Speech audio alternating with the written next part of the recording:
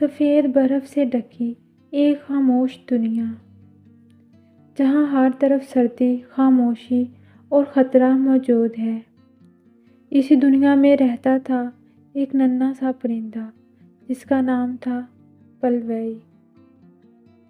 وہ باقی سب سے مختلف تھا، نہ وہ اونچا اڑ سکتا تھا اور نہ ہی اس میں ہمت تھی، لیکن اسے کیا معلوم تھا کہ ایک دن وہی سب سے بہادر بننے والا ہے۔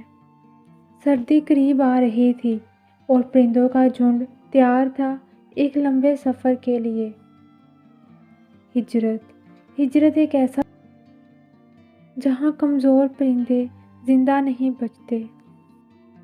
پلوئی کے والد اسے بار بار کہتے، اڑنا سیکھو ورنہ تم پیچھے رہ جاؤ گے، لیکن پلوئی ڈرتا تھا۔ اور پھر وہ لمحہ آ گیا، آسمان پر ایک سیاہ سایہ منڈلانے لگا، شیڈو کا۔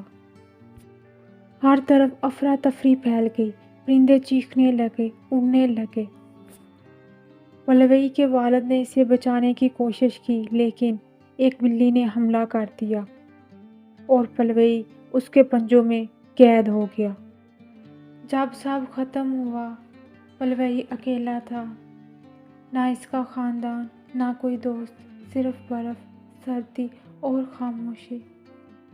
امی، ابو، کوئی جواب نہیں آیا۔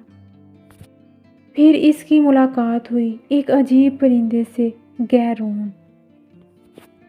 اگر زندہ رہنا ہے تو چھپنا سیکھو، ہلنا مت ورنہ تم مر جاؤ گے۔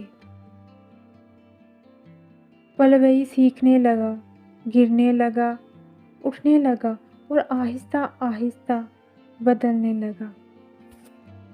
لیکن خطرہ ختم نہیں ہوا تھا، شیڈو واپس آ چکا تھا۔ پھر ایک دن پلوئی نے ایک خواب سنا، پیراڈائز ویلی کا، جہاں نہ خوف تھا اور نہ سردی۔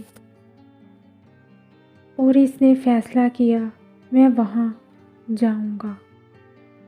یہ سفر آسان نہیں تھا، برفانی طوفان، بھوک، تھکن۔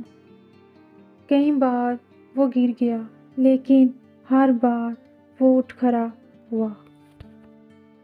اور پھر گہرون اس کے ساتھ آ گیا، اور اب وہ اکیلا نہیں تھا۔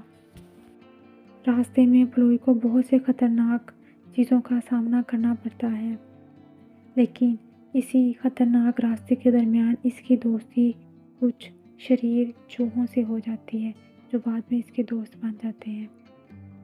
پھر اس کا سامنا ایک بھیڑیے سے ہوتا ہے جو گہرون کو کھانے کی کوشش کرتا ہے، لیکن پلوئی اور اس کے دوست چوہے اس کو بچا لیتے ہیں، اور اس طرح یہ تینوں ایک مضبوط اور بہترین دوستی قائم کرتے ہیں۔ اور پھر اسی سفر کے دوران پھر سے شیڈو ان پہ حملہ کرتا ہے، لیکن یہ تینوں چونکہ بہادر ہو چکے ہوتے ہیں، اس لیے یہ اس کا بڑی بہادری سے مقابلہ کرتے ہیں اور شیڈو کو ہرا دیتے ہیں، لیکن خطرہ ابھی ختم نہیں ہوا تھا۔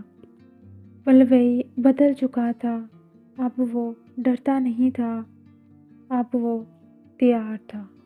شیڈو نے حملہ کیا، یہ آخری جنگ تھی، لیکن اس بار پلوئی بھاگا نہیں، اس نے چال چلی اور شیڈو جال میں پھنس گیا۔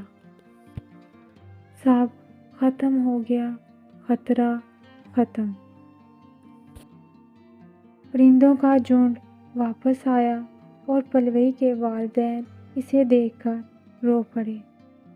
وہ اب کمزور نہیں تھا، وہ ہیرو بن چکا تھا۔